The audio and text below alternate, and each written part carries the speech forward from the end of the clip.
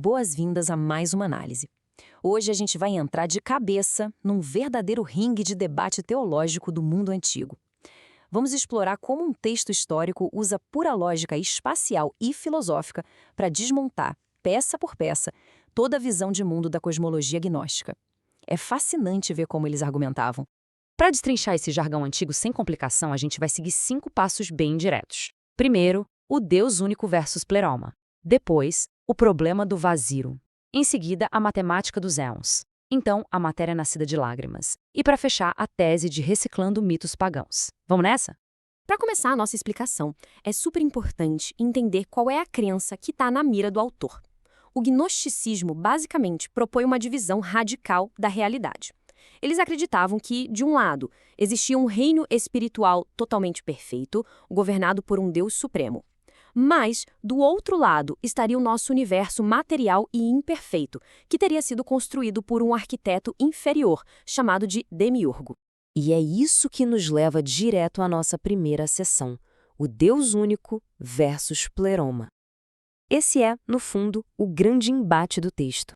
A grande questão aqui é quem realmente manda no universo.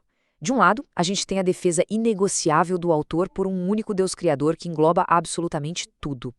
Do outro, a ideia gnóstica de uma espécie de divisão de trabalho cósmica separando o Deus Supremo desse tal de demiurgo. É um choque de ideias gigante. Para explicar essa separação, o texto introduz um termo bem específico, o pleroma. Basicamente, seria a plenitude divina suprema, um reino espiritual ultra exclusivo. Mas o detalhe genial é que, ao definir as fronteiras desse espaço, o autor já começa a armar uma armadilha lógica daquelas.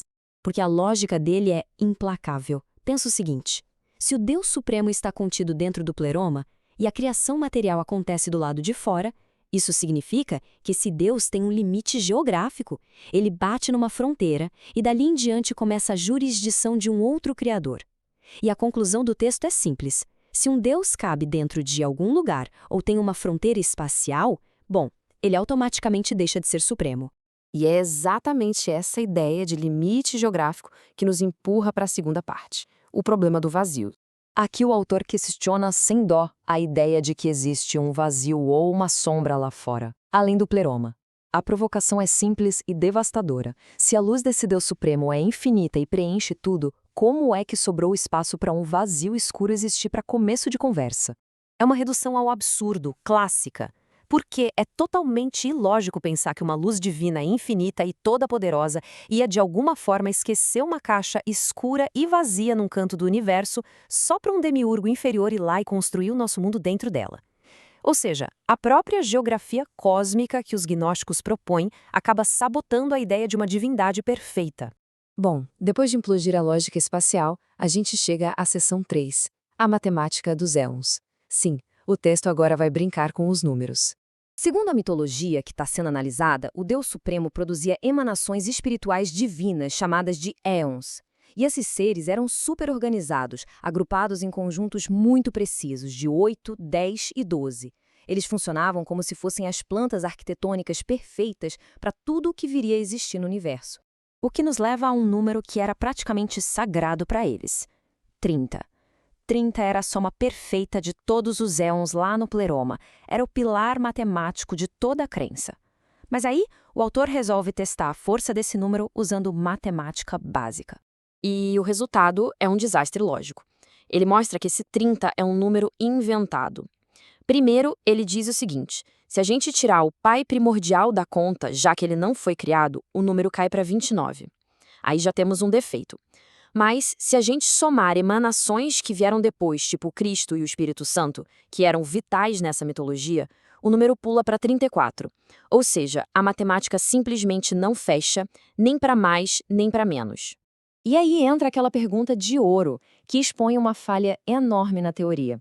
Se existiam apenas esses 30 éons perfeitos servindo como molde exato para a criação inteira, por que o nosso mundo físico está cheio de milhares ou milhões de criaturas completamente diferentes umas das outras? Fica claro como é absurdo tentar explicar a diversidade caótica da natureza usando um projetinho tão pequeno e fechado. O que abre alas para a nossa seção 4, matéria nascida de lágrimas. Porque agora o debate entra num território que é, no mínimo, quase cômico. A história apresenta uma figura chamada Ashamut, ou Sofia. Ela seria um éon errante, um ser divino que saiu do pleroma, sofreu muito e das suas paixões trágicas e crises de pânico acabou gerando toda a matéria-prima do universo. O autor traz isso justamente para destacar o nível da loucura, a ideia de um ser puramente espiritual tendo um verdadeiro colapso emocional humano. Ele expõe as alegações reais dessa crença para mostrar que não faz sentido. Eles diziam que a substância líquida do mundo era literalmente feita das lágrimas dela, que a matéria sólida vinha do peso da tristeza e os elementos em movimento surgiram do medo e do pânico. É de uma imaginação selvagem. Mas o ponto do autor é que isso é filosoficamente incompatível. Não tem lógica um espírito puro, sem corpo, suar ou chorar rios e oceanos físicos por causa de drama humano. O texto destrói esse mito de criação com muita ironia, argumentando que se a gente reduz o universo a um monte de fluidos corporais metafóricos, a natureza divina perde todo o sentido. E isso prepara o terreno para a maior reviravolta de toda a investigação. Nossa seção 5. Reciclando mitos pagãos. Esse aqui é o verdadeiro momento "te peguei" do autor. Ele pega as grandes revelações divinas e secretas dos gnósticos e mostra que, na real, é tudo plágio de filósofos gregos antigos. O conceito de vazio, roubado de Demócrito. A água como origem de tudo, Tales de Mileto já falava isso. Aquele mito da geração cósmica, uma cópia descarada da teogonia do dramaturgo Aristófanes. A acusação é direta. Eles simplesmente pegaram os poemas pagãos antigos, rasparam a assinatura e lançaram como uma nova teologia secreta. Na poesia de Homero, o oceano era a mãe dos deuses. A doutrina gnóstica foi lá, trocou a palavra oceano por abismo e pronto. O resto da história ficou igualzinho. Tem até uma metáfora incrível no texto para resumir tudo isso. Ele chama a cosmologia rival de um centão, que é como se fosse um monstro de Frankenstein, uma colcha de retalhos costurada às pressas com pedaços de velhos mitos e ideias emprestadas que já existiam por aí, e não uma grande verdade espiritual oculta.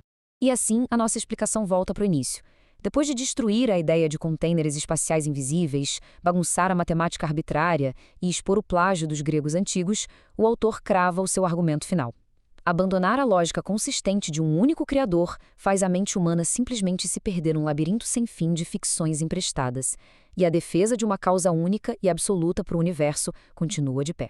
Para encerrar, fica aqui uma reflexão provocativa. Será que testar uma crença antiga de forma tão dura, usando matemática e espaço, realmente desmascara o absurdo daquela teoria? Ou será que isso mostra mais sobre a nossa própria limitação humana, sempre tentando usar réguas e compassos para medir o que é infinito? É algo para se pensar enquanto a gente continua explorando como a humanidade tentou e ainda tenta mapear o invisível.